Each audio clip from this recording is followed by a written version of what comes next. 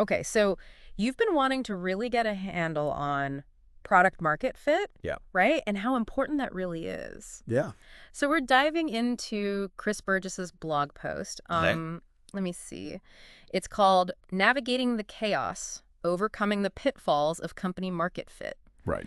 And he had some really interesting points to make about this whole thing about the company market fit trap. Yeah, and it's something that I've seen, trips up a lot of people, especially with Yeah. all the talk about finding the perfect market. I mean, it can Yeah, be a problem if you're not careful, if you haven't really nailed product market fit first. totally. Yeah, it's like you've got all the ingredients for some incredible meal, Right. but you're trying to bake a cake with them. Exactly. Like they're great ingredients, there's a lot of potential there, but Yeah. it's just not going to work. Right. And he actually calls this the scattergun approach. Right. You're just kind of spreading your resources really thin, building a bunch of different products and hoping one of them sticks. Yeah. And you end up with a whole bunch of products, none of which are actually, good. Right. And it's the opposite, I think, of what most people are looking for when they come to, when they're trying to build a product. They want focus. They want clarity. Exactly. In this approach that Chris is talking about, it often comes from, people prioritizing company market fit over product market fit. So what you're saying is it's not just about being in the right market. Right. It's about having a product that people actually, want. Yeah, it It resonates. resonates, exactly. It solves a problem that they have. Yes. Yeah, company market fit is more about, I think, the overall strategy. Mm. Are you targeting the right industry? Do you have a team with the right expertise? Those kinds of things. Right, right, But product market fit is all about the product itself. right. Does it actually solve a real problem for real people Okay, so in a way that they're going to love? one's kind of the what and the other one's the how almost. Yeah, in a way. Okay, that makes sense. I mean, I've definitely been in situations where we were super focused on like the hot new market trend. Right, everybody's talking about it. Everyone's talking about it. We got to get in on this. But then the product itself Right. just wasn't, Was a landing, yeah. it wasn't landing. It's so frustrating, to put in all that effort. For sure. And I think that's where things can really kind of, fall apart. Right. Because you can have, it's like, and Chris uses this great analogy. He says, it's like having a 5-star chef, but giving them absolutely no ingredients. Oh, wow. Like you can have the best restaurant in the world, the perfect ambiance, the right location. Right. But if the menu's empty, no one's going to come. No one's sticking around, right. So the product market fit is really the main course. It is, yeah. And company market fit is like, I don't know, the table setting. It's more like, I would say, it's like having a solid business plan, Okay. knowing who your target audience is, understanding the market. Right, so you need that. You need that foundation. You need that foundation. But it's meaningless if you don't have a product that people actually want. Right, that makes sense. And that's why Chris argues that if you neglect product market fit, you end up wasting resources, missing deadlines, and ultimately you have a product that just doesn't connect with anyone. And no one wants that. No. This reminds me, actually, of a time when... You were going to say something about, you were going to give an example. Oh, right. Yeah, so this one time, this was... It actually involved a kitchen gadget, like Right. one of those, unitaskers that everyone's got to have. Right. We were so sure that this thing was going to be like the next Instant Pot. It was Yeah. like sleek. It had all these functions, multiple things it could do. Uh, We even got like a celebrity chef to endorse it. wow. But then we finally got it in front of actual users and it Yeah. just totally flopped. Oh, no. What happened? It was just like way too complicated. Mm. Like people wanted something that was simple, Right. easy to use. And we were so busy getting caught up in all the bells and whistles and all the features and stuff Yeah. that we totally forgot about like the user experience. The basics. Yeah.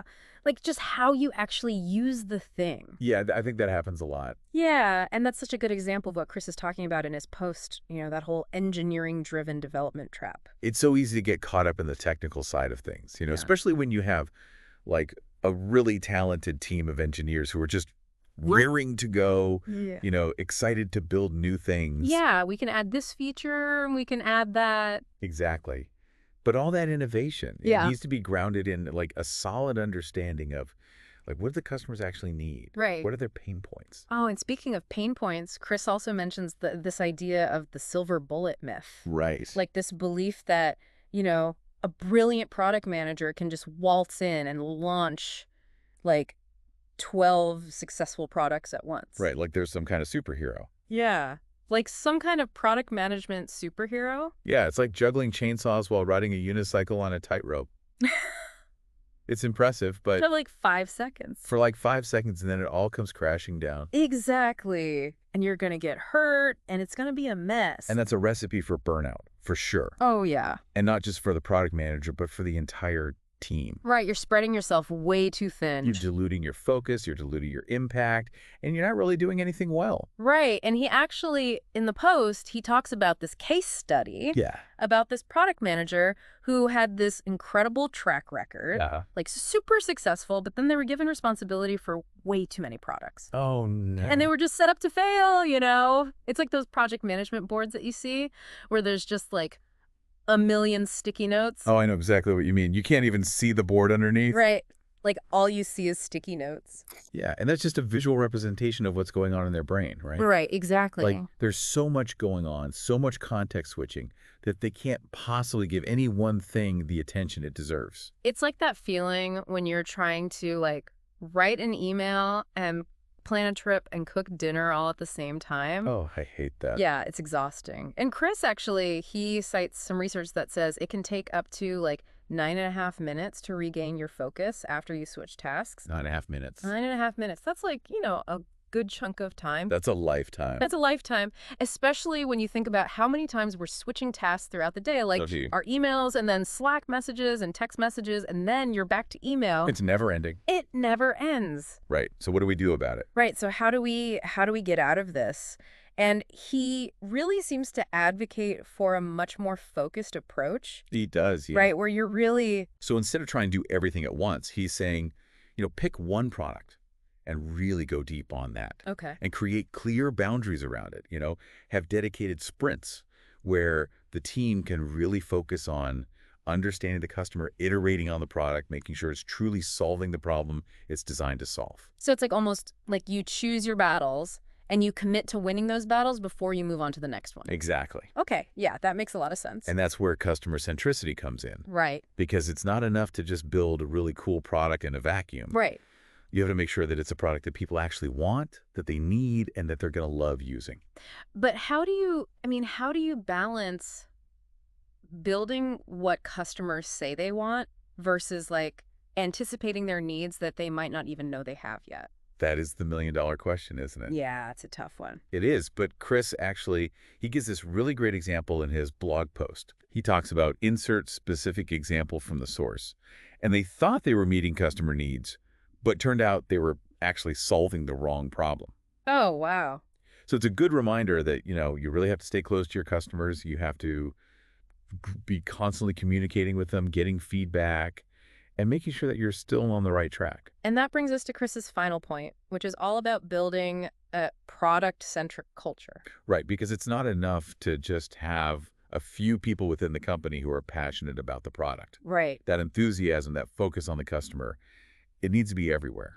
So it's less about like individual heroics and more about like collective ownership. Exactly.